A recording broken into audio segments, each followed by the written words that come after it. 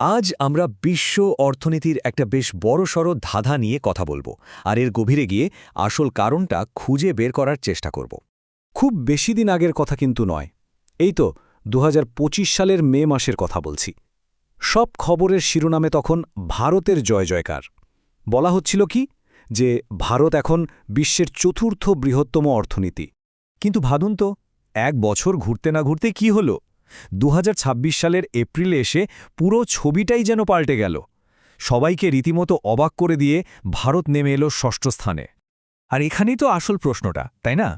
যে অর্থনীতি এত দ্রুত গতিতে এগোচ্ছিল, সেটা হঠাৎ করে গ্লোবাল র্যাঙ্কিংয়ে এভাবে পিছিয়ে পড়ল কি করে? আচ্ছা, চলুন তাহলে প্রথমে এই নাটকীয় পট পরিবর্তনের পেছনের সংখ্যাগুলো একটু ভালো করে দেখি। দেখুন, আইএমএফের ২০২৬ সালের শুরুর দিকে ডেটা বলছে ভারতের জিডিপি তখন $4.15 ট্রিলিয়ন, আর ঠিক তার উপরেই ছিল যুক্তরাজ্য $4.26 ট্রিলিয়ন নিয়ে, আর জাপান ছিল $4.38 ট্রিলিয়ন, মানে একদম কাছাকাছি লড়াই। তাহলে প্রশ্ন হল, ভারতের অর্থনীতি কি হঠাৎ করে খারাপ হয়ে গেল? না, একদমই তা নয়। আসল গল্পটা আসলে লুকিয়ে আছে কারেন্সি কনভার্সন, মানে মুদ্রা বিনিময়ের হার আর গণিতের এক জটিল খেলার মধ্যে। এই বিষয়টা বুঝতে হলে আমাদের নমিনাল জিডিপি জিনিসটা জানতে হবে। খুব সহজ করে বললে, এই যে গ্লোবাল র্যাঙ্কিংগুলো হয়, সেটার জন্য প্রত্যেক দেশের অর্থনীতিকে তাদের নিজেদের কারেন্সি থেকে ইউএস ডলারে কনভার্ট করা হয়, আর গোলমালটা বেঁধেছে ঠিক এই জায়গাতেই। এই স্লাইডটা দেখুন, কি দারুণভাবে ব্যাপারটা বোঝা যাচ্ছে। একদিকে যখন শক্তিশালী ডলারের বিপরীতে ভারতীয় রুপি প্রায় ১১% পড়ে গেল, ঠিক সেই সময়ে কিন্তু জাপানের ইয়েন আর ব্রিটেনের পাউন্ড ডলারের মোকাবিলায় আরও শক্তিশালী হয়ে উঠল। এর ফলটা কি হল? দেশের ভেতরে অর্থনীতি রুপির হিসাবে ৯% বাড়ল ঠিকই, কিন্তু ডলারে কনভার্ট করতে গিয়ে সেই বৃদ্ধিটা আর দেখা গেল না। বলতে পারেন এটা একটা টেকনিক্যাল মারপ্যাচ, যার কারণে আন্তর্জাতিক মঞ্চে ভারত পিছিয়ে পড়ল।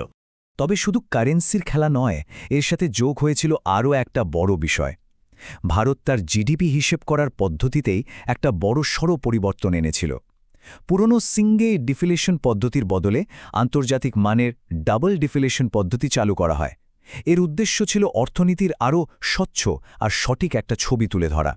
এই নতুন আরও সঠিক পদ্ধতির কারণে দীর্ঘমেয়াদে হয়তো ডেটার বিশ্বাসযোগ্যতা বাড়বে, কিন্তু তার একটা তাৎক্ষণিক ফলও ছিল। নমিনাল জিডিপির যে মূল সংখ্যাটা, যেটাকে ডলারে কনভার্ট করা হচ্ছিল, সেটাই কিছুটা ছোট হয়ে গেল। কিন্তু গল্পটা এখানেই শেষ নয়। শুধু দেশের ভেতরের সংখ্যা বা মুদ্রার হিসেব নয়, এর সাথে যোগ হয়েছিল বেশ কিছু গ্লোবাল ফ্যাক্টর, যা পরিস্থিতিকে আরও অনেক বেশি জটিল করে তুলেছিল। যেমন ধরুন, ২০২৫ সালে আমেরিকার একটা বেশ অ্যাগ্রেসিভ ট্রেড পলিসি ভারতের রপ্তানির ওপর বড়সড় একটা ধাক্কা দেয়। কিছু কিছু ভারতীয় পণ্যের ওপর ট্যারিফ বা শুল্ক বাড়িয়ে প্রায় ৫০% পর্যন্ত করে দেওয়া হয়েছিল।